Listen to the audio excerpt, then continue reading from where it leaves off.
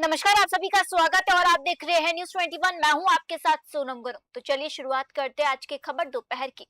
भारत पाक सीमा से सटे सीमावर्ती जिले जैसलमेर में स्वर्ग सम्राट मोहम्मद रफी की स्मृति में आयोजित एक शाम रफी के नाम संगीत संध्या एवं सम्मान समारोह ने संगीत प्रेमियों का दिल जीत लिया। Indian federation of working journalist Jaisalmer इकाई के तत्वाधान में आयोजित कार्यक्रम में सैकड़ों श्रोताओं ने उत्साहपूर्वक भाग लिया। कार्यक्रम का शुभारंभ IFWJ प्रदेश अध्यक्ष उपेंद्र सिंह, जिला अध्यक्ष गणपत सहित अतिथियों तथा कलाकारों ने मां सरस्वती के चित्र के समक्ष दीप प्रज्वलित कर तथा मोहम्मद रफी को पुष्पांजलि अर्पित की है। प्रोफेशनल लाइव ऑर्केस्ट्रा के साथ स्थानीय और ख्याति प्राप्त कलाकारों ने रफी के सदाबहार गीतों की मनमोहक प्रस्तुतियां दी हैं। आपको बता दें, लीलाधर जयप्रकाश व्यास और जैसलमेर की लता मंगेशकर के नाम से प्रसिद्ध मधुबाला की गायकी ने खूब सराहना बटोरी है।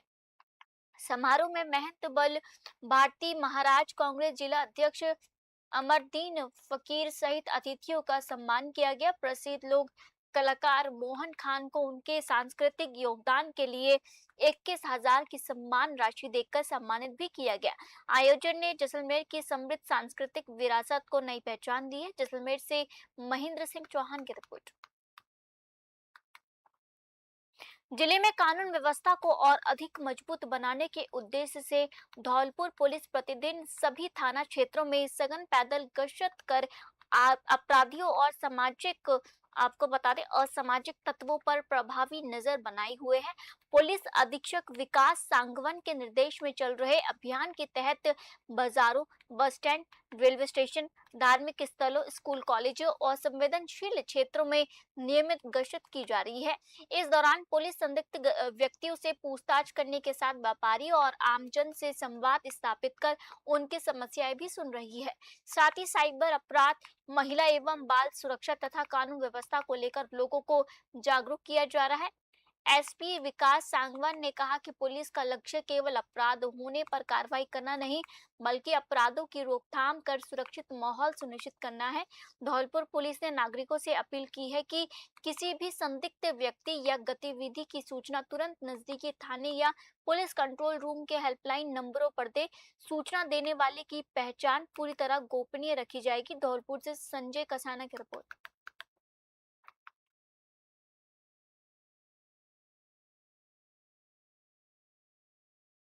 बढ़ते अगली खबर की ओर। कस्बे में सत्यनारायण मंदिर के पास एक बार फिर चोरी की बड़ी वारदात सामने आई है। अज्ञात चोरों ने बीती रात अध्यापक प्रवीण शर्मा के सूने मकान के ताले तोड़कर लाखों रुपए के सोने चांदी के आभूषण, 2 महंगे मोबाइल फोन और नकदी चोरी कर ली है। सुबह पड़ोसियों ने मकान के टूटे ताले देखे तो घटना का खुलासा हुआ। सूचना मिलते ही पुलिस मौके पर पहुंची और घटना स्थल का निरीक्षण कर जांच शुरू कर दी है। पुलिस आसपास के साक्ष्य जुटाने के साथ अज्ञात चोरों की तलाश में जुटी हुई है। उल्लेखनीय है कि इसी क्षेत्र स्थित सत्यनारायण मंदिर में भी करीब 5 दिन पहले चोर सोने चांदी के छत्र और नकदी चोरी कर ले गए थे। लगातार हो रही चोरी की घटनाओं से कस्बे वासियों में भय और आक्रोश का माहौल है। स्थानीय लोगों ने पुलिस प्रशासन से रात्रि गश्त बढ़ाने, संवेदनशील क्षेत्रों में निगरानी मजबूत करने और जल्द से जल्द आरोपियों की गिरफ्तारी करने की मांग उठाई है। पाली से ललित तिवारी की रिपोर्ट।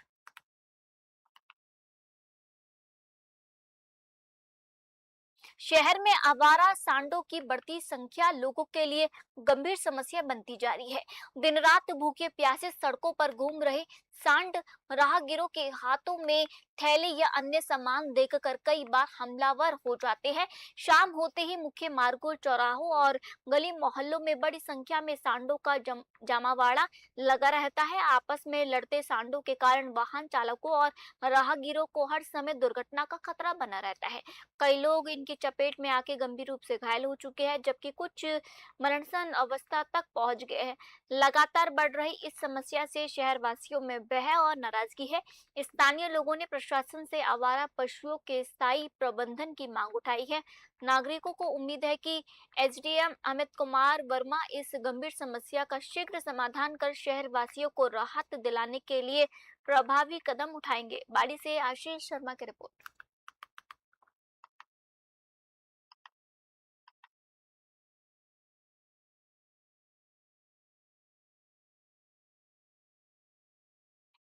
संत शिरोमणि गुरु रविदास महाराज के 650वें प्रकाश पर्व के उपलक्ष्य में भारतीय जनता पार्टी द्वारा संचालित राष्ट्रीय व्यापी गुरु रविदास महाराज समरसता संकल्प अभियान की कलश यात्रा ने राजस्थान में प्रवेश किया है। भरतपुर के ऊंचा नगला बॉर्डर पर उप मुख्यमंत्री दिया कुमारी, उप मुख्यमंत्री प्रेमचंद बेरवा और गृह राज्य मंत्री जवाहर सिंह बेडम ने कलश का पूजन कर भव्य स्वागत किया।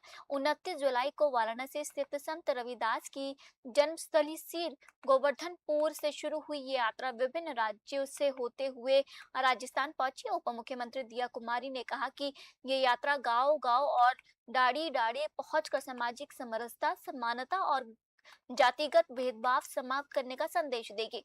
वहीं प्रेमचंद बेरवा ने बताया कि कलश यात्रा राज्य के सभी जिलों, पंचायतों और गांव तक पहुंचेगी, जहां संत रविदास के समरस समाज के संदेश को जन जन तक पहुंचाने के लिए व्यापक कार्यक्रम आयोजित किए जाएंगे। भरतपुर से रीना की रिपोर्ट।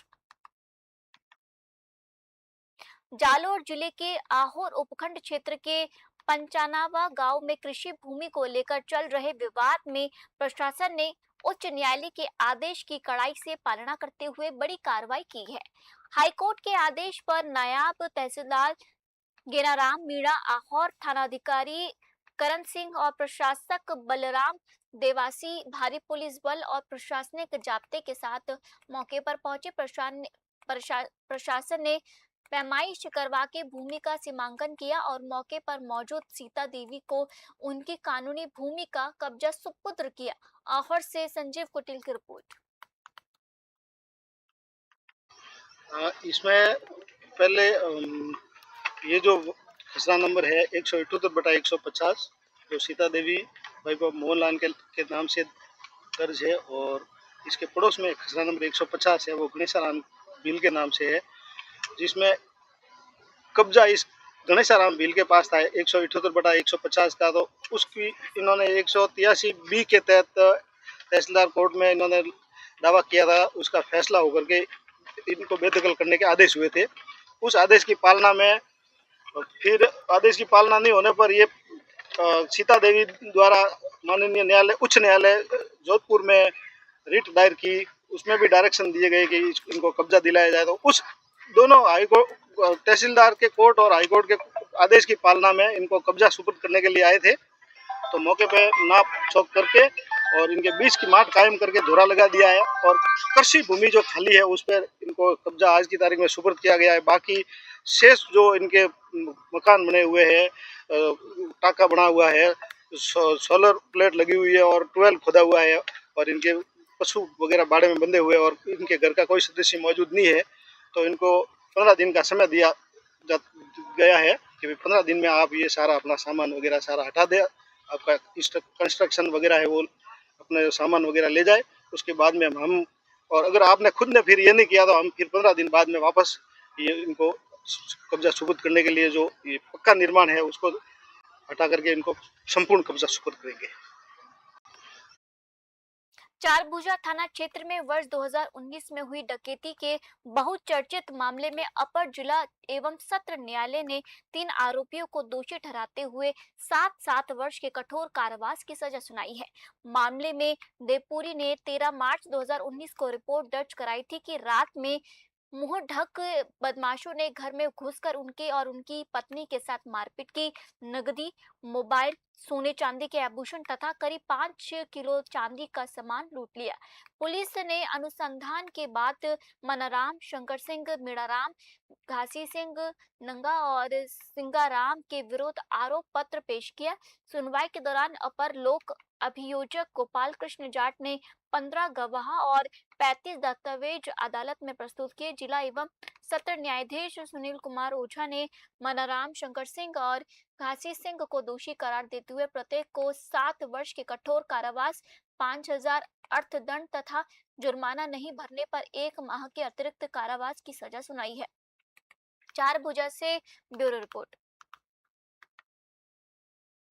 13/3/2019 को देवपुरी के द्वारा पुलिस थाना 4 भुजा के अंदर पर्चा कायमी रिपोर्ट इस आशय की दर्ज कराई कि रात्रि को मैं और मेरी पत्नी खमानी अपने घर के अंदर सोए हुए थे, तो बाहर हमारे भैंसों के भगदड़ मचने की हलचल मची थी, जिस पर मेरी पत्नी और हमने घर के अंदर से बाहर जाकर देखा तो जिस पर 4 व्यक्ति नकाबपोश खड़े थे, जिन्होंने हमारे घर के अंदर घुस के हमारे साथ मारपीट की। वह मेरे बाबूजी के जो छत्तर और करीब 5 किलो चांदी व मेरे पत्नी के सोने लूट के ले गए, जिस पर पुलिस थाना 4 भुजा के द्वारा प्रकरण दर्ज कर बाद अनुसंधान आरोप पत्र माननीय न्यायालय में पेश किया, जिस पर कमिट होकर आरोप पत्र अपर जिला एवं सेशन न्यायालय में अन्वीक्षा हेतु प्राप्त हुआ, जिस पर आज न्यायालय के द्वारा अभियुक्त मानाराम, शंकर सिंह व घासी सिंह को 395 120 में दोषी सिद्ध करते हुए 7 वर्ष का कठोर कारावास व 5,000 रुपये के जुर्माने की सजा सुनी व अदम अदायगी जुर्माना 1 माह का अतिरिक्त कारावास की सजा सुनी। बढ़ते अगली खबर की ओर। अतिरिक्त जिला कलेक्टर राजेंद्र सिंह चंदावत ने सायला पहुंचकर राजकीय अस्पताल का औचक निरीक्षण किया। इस दौरान उन्होंने आसपास की व्यवस्थाओं का बारीकी से जायजा लेते हुए ओपीडी, वार्ड, दवा वितरण केंद्र, साफ सफाई और मरीजों को मिल रही सुविधाओं की जांच की। एडीएम ने मरीजों से बातचीत कर अस्पताल की व्यवस्थाओं और स्वास्थ्य सेवाओं की जानकारी ली।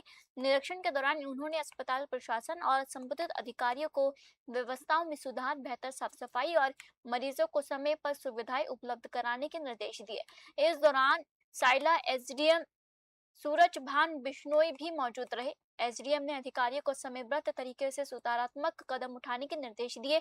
वहीं सामुदायिक स्वास्थ्य केंद्र के कर्मचारियों ने 3 माह से वेतन नहीं मिलने की समस्या एडीएम के सामने रखी और समाधान की मांग उठाई है। एडीएम ने इस समस्या के समाधान को लेकर आवश्यक कार्रवाई का आश्वासन दिया। सायला से हिम सिंह की रिपोर्ट। महिला सुरक्षा को मजबूत बनाने के लिए राज्य सरकार ने नई पहल शुरू की है। अब अलवर जिले के 12 सरकारी महाविद्यालयों में छात्राओं को आत्मरक्षा की परीक्षण दिया जाएगा। इसके लिए कॉलेजों में रानी लक्ष्मीबाई केंद्र स्थापित किए जाएंगे, जहां प्रशिक्षित महिला पुलिस जवान छात्राओं को सेल्फ डिफेंस के व्यवहारिक गुण सिखाएंगी। 4 सप्ताह तक चलने वाली इस परीक्षण में छात्राओं को शारीरिक आत्मरक्षा के साथ मानसिक मजबूती, संकट के समय निर्णय लेने और आत्मविश्वास के साथ परिस्थितियों का सामना करने की तकनीक बताई जाएगी। महिला पुलिस मास्टर ट्रेनर छात्रों को छेड़छाड़, पीछा करने और हमले जैसी स्थितियों से बचने के उपाय सिखाएंगी। एसपी डॉक्टर प्रियंका रघुवंशी ने बताया कि अभियान का उद्देश्य छात्राओं को सक्षम और जागरूक बनाना है। इसके साथ ही छात्राओं को राजकीय सिटीजन ऐप की जानकारी भी दी जाएगी, जिससे आपात स्थिति में 112 इमरजेंसी सेवा तक तुरंत मदद पहुंचाई जा सकेगी। अलवर से प्रदीप गोयल की रिपोर्ट। सब जैसा आपको पता है, पीएचक्यू ने महिला सुरक्षा संकल्प करके एक प्रोग्राम अभियान जो है उसको लॉन्च किया है और उसके अंदर हर वीक के अंदर कोई ना कोई एक्टिविटी स्टेक होल्डर्स के साथ में, जैसे जहाँ पर लेबर के वर्कर्स हैं, जहाँ बहुत ज़्यादा फीमेल लेबरर्स हैं, वहाँ पर एक इवेंट हमने ऑर्गेनाइज़ किया है। स्कूल्स कॉलेजेस के अंदर महिला सुरक्षा से रिलेटेड, क्योंकि कई बार ये प्राय देखा गया है कि महिला को पता ही नहीं होता कि हमारे लिए सुरक्षा के लिए सरकार द्वारा क्या क्या जो योजनाएं हैं वो चलाई जा रही है और क्या क्या उपलब्ध है। फॉर एग्जांपल जैसे राजकॉप नीड है, एक बहुत अच्छी जो है वो ऐप है। उसके अंदर आपके पास में अगर आप कभी भी सुनसान इलाके में मूव कर रहे हैं, आपको सिर्फ उसके अंदर हार्ट हेल्प पे प्रेस करना है और पास में जो भी 112 होगी पूरे राजस्थान में, इन्फॉर्मेशन उसके पास जाएगी, उसका टाइम रिकॉर्ड होगा कि आपको उसने मदद कितनी देर में दी। तो कभी भी आप अंधेरे रास्ते में, बस में ट्रैवल कर रहे हैं, ट्रेन में हैं, आपको लगता है कोई लड़का आपको छेड़ रहा है और आप अकेले चल रहे हैं, तो आप इस ऐप को बहुत आराम से काम में ले सकते हैं। इसमें 2 तरह के प्रोसीजर्स हैं, एक हार्ड हेल्प और एक सॉफ्ट हेल्प। सॉफ्ट हेल्प ये हो सकता है कि कोई लड़का आपको फ़ोन के ऊपर लगातार परेशान कर रहा है, आपकी कोई फोटोग्राफ वगैरह अगर उसने ले लिया तो उस पर ब्लैकमेल कर रहा है, तो आप सॉफ्ट हेल्प के ऊपर भी थाना आपसे कॉन्टैक्ट करेगा उसके अंदर, और वो नंबर्स ऑलरेडी फीडेड है उस पूरे के ऊपर, तो उसको मालूम है कि ये जो भी पर्टिकुलर इन्फॉर्मेशन है वो किस लेवल के अधिकारी के पास जानी है, तो वो वहाँ से डेल्ट इन की जाती है और उसका टाइम नोट होगा। बट अनफॉर्चुनेटली आधे जनों को राजकोट नीड हेल्प के बारे में पता ही नहीं। तो हमारे सुरक्षा अभियानों के अंदर हमारे द्वारा कोशिश ये की जा रही है कि हम ऐसी जितनी भी योजनाएं हैं उनको महिलाओं को उसके बारे में बताएं। साथ ही प्रशिक्षित जो रक्षा है वो एक सेफ्टी टूल में मानती है। जैसे कहते हैं ना, लाइफ सेविंग टूल्स होते हैं, स्विमिंग आती है आपको, उसी में फीमेल्स को सेल्फ डिफेंस ज़रूर से आना चाहिए। तो उसी सेल्फ डिफेंस के लिए हम स्कूल और कॉलेजेस के अंदर जनरली प्रशिक्षण कोर्स रखते हैं, लेकिन मई जून के अंदर प्राय क्योंकि स्कूल्स और कॉलेजेस बंद होते हैं तब नहीं होता, तो वापस से अब स्कूल और कॉलेजेस खुले हैं, तो हम जहाँ पे या तो स्कूल हमारे पास डिमांड करें या हमें ये है कि इस स्कूल में बहुत दिन हो गए और इसकी अप्रोच ऐसी है, पार्क्स हुए, तो हम वहाँ पर ये प्रोग्राम्स जो हैं, जो फीमेल्स हमारे यहाँ से मास्टर ट्रेनर्स हैं और जो बाकी ट्रेंड हमारे पास में है जाता, उसके साथ में ये परीक्षा कोर्स जो है वो शुरू कर रहे हैं। 3 तारीख को भी हम एक बड़ा अभियान जो है वो भी आत्मरक्षा सुरक्षा संकल्प के अंदर प्रताप ऑडिटोरियम में करने जा रहे हैं, जिसमें हम हर वर्ग की महिलाएं, हर सेक्टर में काम करने वाली महिलाओं को जोड़ने का प्रयास कर रहे हैं। देखो, राज्य सरकार ने कॉलेज में छात्राओं में आत्मरक्षा और आत्मबल और शारीरिक और मानसिक रूप से उनको मजबूत बनाने के लिए पिछले वर्ष की भांति इस साल भी लगभग 150 महाविद्यालयों में रानी लक्ष्मीबाई केंद्र स्थापित किए हैं। इन केंद्रों के तहत महाविद्यालय की छात्राओं को आत्मरक्षा का प्रशिक्षण दिया जाएगा और इसके लिए स्थानीय पुलिस प्रशासन के जो प्रशिक्षण देने वाले हैं प्रशिक्षक, उनके द्वारा इसका प्रशिक्षण दिया जाएगा और इसकी अवधि है 4 हफ्ते की है, यानी 4 हफ्ते तक उनको पुलिसकर्मियों के द्वारा रोज़ाना नई आत्मरक्षा की विधियों का, उनकी नई उसका मेथड्स का जानकारी दी जाएगी, ताकि यदि बच्चों के साथ कभी कोई विपरीत स्थिति बने तो उस विपरीत स्थिति में वो अपना बचाव कर सकें और उसके साथ साथ खुद का भी बचाव के अलावा दूसरों का भी बचाव कर सकें। इस तरह से ये प्रयास सरकार का बहुत ही महत्वाकांक्षी प्रोजेक्ट के तहत हो रहा है और इससे निश्चित रूप से बच्चों को बहुत फ़ायदा मिल रहा है। उनमें आत्मबल मजबूत हुआ है, उनका आत्मविश्वास भी मजबूत है। देखिए, पिछले साल जो कह सकते हैं कि 2 बार सरकार ने इस कार्यक्रम को शुरू किया था, तो इस बार लगभग 12 कॉलेज अलवर, पुराने अलवर ज़िले के हिसाब से इन्होंने सेलेक्ट किए हैं और पिछले साल लगभग 18 कॉलेजों में ये प्रशिक्षण दिया जा चुका है। इस बार जो नवीन महाविद्यालय खुले हैं या जिनमें पिछले बार ये कार्यक्रम नहीं शुरू किया गया था, उन महाविद्यालयों में ये इस बार शुरू किया जा रहा है और इसके लिए आयुक्त महोदय की तरफ से इस तरह के निर्देश हमें प्राप्त हो गए हैं और यथाशीघ्र सभी महाविद्यालयों में जो प्राचार्य संबंधित कॉलेज के हैं वो इसको शुरू करें। बढ़ते अगली खबर की ओर। गणेश चतुर्थी से पहले अलवर नगर विकास न्यास के भूमि आवर्ती अधिकारी जितेंद्र सिंह नरुका ने पर्यावरण संरक्षण की दिशा में अनूठी पहल की है। उन्होंने गोबर, मुल्तानी मिट्टी और प्राकृतिक सामग्री से पर्यावरण अनुकूल गणेश प्रतिमाएं तैयार कर लोगों को पीओपी की मूर्तियां के बजाय प्रकृति हितैषी विकल्प अपनाने का संदेश दिया। नरुका अब तक 80 से 100 वर्ष प्रतिमाएं बना चुके हैं, जिन्हें वह बिक्री के लिए नहीं बल्कि जागरूकता फैलाने के उद्देश्य से परिवार और परिचितों को भेंट कर रही है। उन्होंने बताया कि बचपन से चित्रकला में रुचि और घर में गोपालन होने के कारण उन्हें गोबर से प्रतिमाएं बनाने का विचार आया। इन प्रतिमाओं को विसर्जित करने की जरूरत नहीं होती, बल्कि पूजा के बाद उन्हें पौधों के पास रखा जा सकता है, जहां वे समय के साथ जैविक खाद में बदल जाती है। नरुका का उद्देश्य लोगों को पर्यावरण संरक्षण के प्रति जागरूक करना और बेरोजगार लोगों को स्वरोजगार के लिए प्रेरित करना है। उन्होंने लोगों से पर्यावरण मित्र प्रतिमाओं को अपनाने की अपील की। अलवर से प्रदीप गोयल की रिपोर्ट।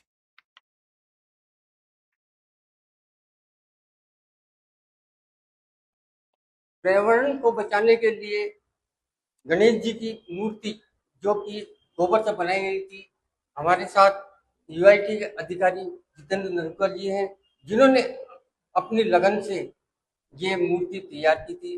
पर्यावरण को बचाने के लिए एक संदेश दिया। हम उनसे बात करते हैं कि इनका किस तरह से आइडिया आया और इन्होंने और कितनी प्रतिमाएं गणेश जी से बनाई हैं, क्या क्या इसमें मैटर यूज किए जाते हैं। आइए हम उन्हीं से बात करते हैं।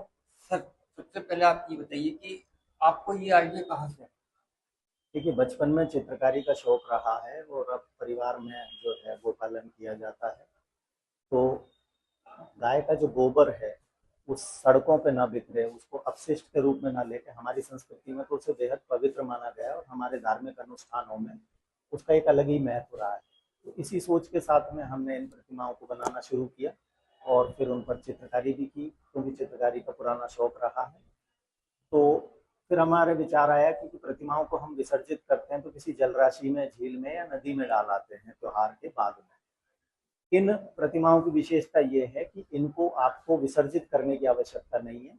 आप त्योहार के पश्चात इनको या तो पूजा पाठ में काम में ले सकते हैं, अन्यथा अपने घर में स्थित किसी गमले, गुलदस्ते या लॉन आदि में कोई पेड़ हो तो उसके नीचे रख सकते हैं और पूजा कर सकते हैं। समय के साथ जब इनका अपघटन होगा तो एक जैव उर्वरक, बायो फर्टिलाइजर के रूप में इस्तेमाल हो जाएगा। जो गोबर है वो धरती में मिल जाएगा और पेड़ पौधों को और पर्यावरण को संरक्षित करेगा। इसी सोच के साथ हमने इनका इस्तेमाल किया। सर, अब तक आपने कितनी प्रतिमाएं और किस हिसाब से आपने बनाई? देखिए, ये तो शुरुआती शौक और अभिरुचि के तहत ये इनका निर्माण किया था, पर लोगों की सकारात्मक प्रतिक्रियाओं को देखते हुए मेरा विचार है कि आने वाले दिनों में त्योहार आएंगे, जैसे श्री कृष्ण जन्माष्टमी, गणेश चतुर्थी, दुर्गा पूजा, दीपावली, गोवर्धन, इन सभी त्योहार पर हम किसी देवी देवता की पूजा करते हैं। तो मेरी इच्छा रहेगी कि मैं इन सभी त्योहारों पर ये आकर्षक प्रतिमाओं का निर्माण करूं और आमजन को प्रेरित कर सकूं कि हम अपनी धार्मिक आस्था को पर्यावरण संरक्षण के साथ समाहित करते हुए अपने त्योहारों को मनाएं।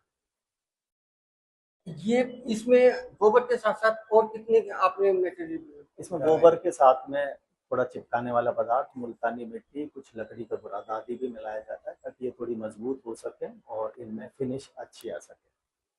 अगर आपसे प्रतिमा खरीदी जाए या दी जाए तो किस उद्देश्य से ये कहाँ पर आपसे संपर्क किया जा सकता है?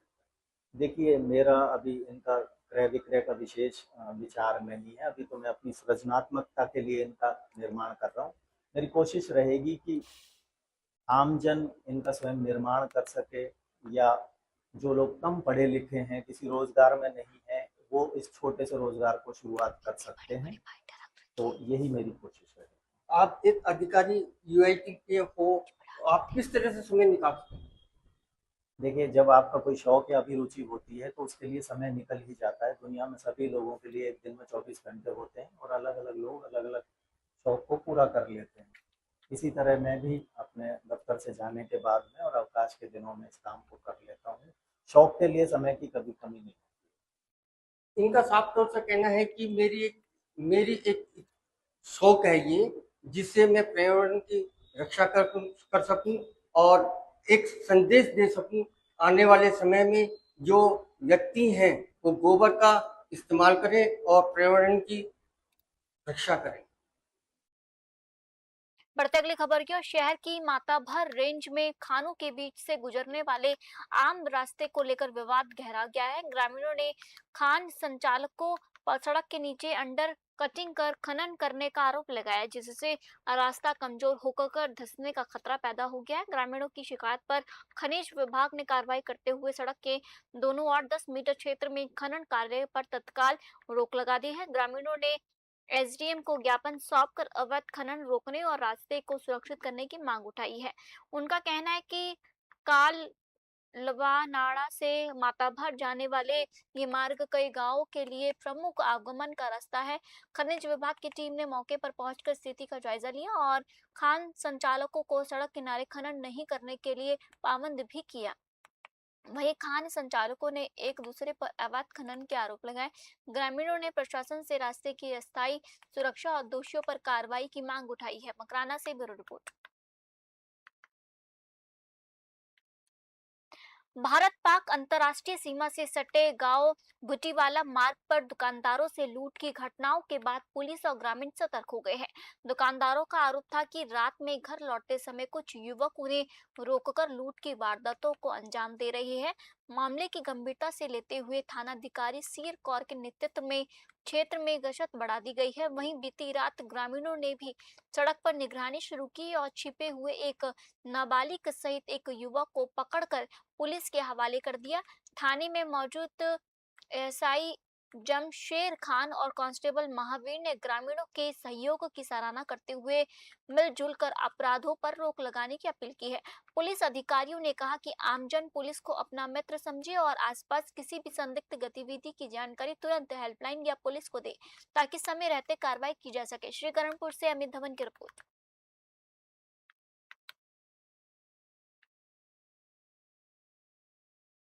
जिला कलेक्टर डॉक्टर मंजू की अध्यक्षता में बिजली परिषद सभागार में ग्रामीण विकास एवं पंचायती राज विभाग की समीक्षा बैठक आयोजित की गई।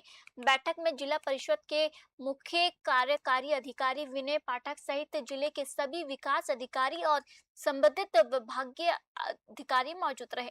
जिला कलेक्टर ने विभिन्न योजनाओं और कार्यक्रमों की प्रगति की समीक्षा करते हुए अधिकारियों को ग्रामीण क्षेत्रों में योजनाओं का प्रभावी, पारदर्शी और समयबद्ध क्रियान्वयन सुनिश्चित करने के निर्देश दिए। बैठक में रोजगार गारंटी योजना, ग्राम पंचायत विकास योजना, मजदूरी भुगतान, तकनीक आधारित मॉनिटरिंग और विभागीय परियोजनाओं के समन्वय पर चर्चा हुई। नरेगा से तहत जल सुरक्षा, ग्रामीण अवसंरचना, आजीविका, परिसंपत्ति और आपदा न्यूनीकरण से जुड़े कार्यों की समीक्षा कर उन्हें निर्धारित समय में पूरा करने के निर्देश दिए।